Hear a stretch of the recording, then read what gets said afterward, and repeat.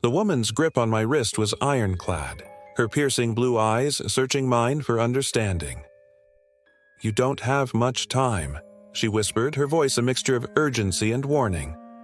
Behind us, the heavy wooden door rattled violently as something on the other side slammed against it, howling in frustration.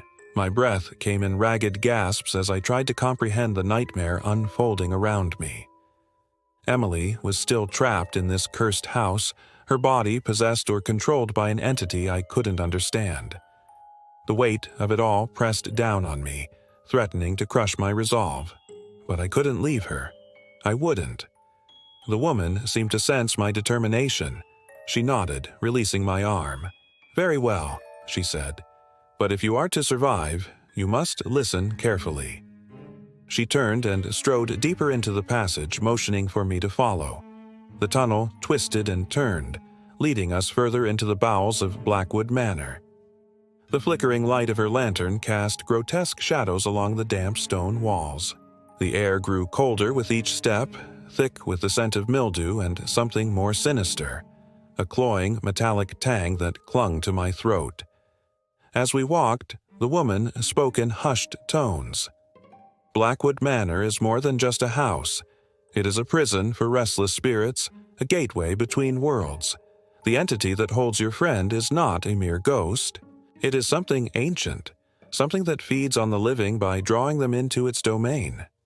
She paused, glancing back at me. "It has already marked you." A chill ran down my spine. "Marked me?" She nodded grimly. "You entered its lair. You saw it, and now it sees you."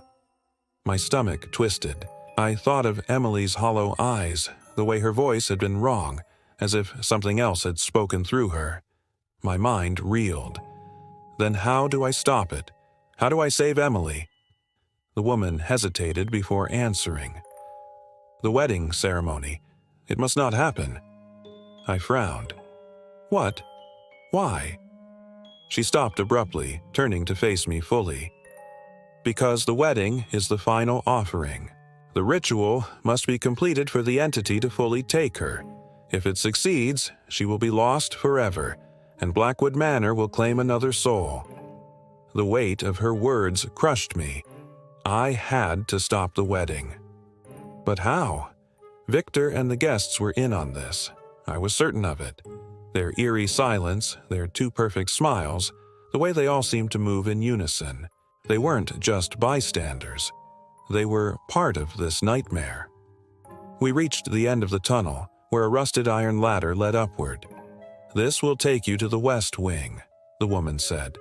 "From there, you must find your friend. Do not trust anyone, and whatever happens, do not let her say her vows." I swallowed hard, gripping the cold metal rungs. "Who are you?" I asked again. A sad smile crossed her lips. "I was once like you, desperate to save someone I loved." I wanted to ask more, but the urgency in her eyes silenced me. With one last glance, I climbed the ladder, pushing open the trapdoor above. The air was different up here. It was still, thick with an unnatural silence. I emerged in a dimly lit hallway, the walls adorned with faded wedding portraits. Each one depicted a bride and groom, their faces eerily familiar. My breath hitched as I realized why. They were all Emily. Each portrait showed her in different wedding gowns, her expression changing from blissful to terrified as I moved down the corridor. My pulse thundered in my ears. This wasn't just a haunted house, it was a cycle, a ritual that had played out countless times before. A soft rustling sound drew my attention to the end of the hall. My heart lurched as Emily stepped into view, her nightgown flowing like mist around her feet. Her face was pale, her eyes distant. "You came back for me," she whispered, her voice devoid of warmth. I took a cautious step forward. "Emily, we have to get out of here." She smiled, a slow, unnatural curve of her lips. "But it's my wedding day." Cold dread sank into my bones. She wasn't Emily, not entirely. The entity was holding on to her, sinking its claws deeper. I had to act fast. "Not yet," I said carefully, trying to mask my fear. First, let's go somewhere safe. Her eyes flickered just for a second, as if something inside her was fighting back. But before I could reach for her, Victor's voice rang out behind me.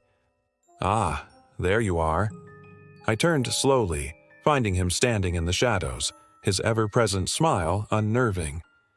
"We were just looking for you," he said smoothly. "Come now, we have preparations to make." His presence sent a wave of nausea through me. The air around him felt wrong, heavy with unseen energy. I glanced at Emily, who stood frozen, her hands twitching at her sides. She was trapped between two forces, the last remnants of herself and the entity trying to claim her. I had one chance to get her out before it was too late. Taking a deep breath, I met Victor's gaze. "Of course," I lied. "Let's get ready."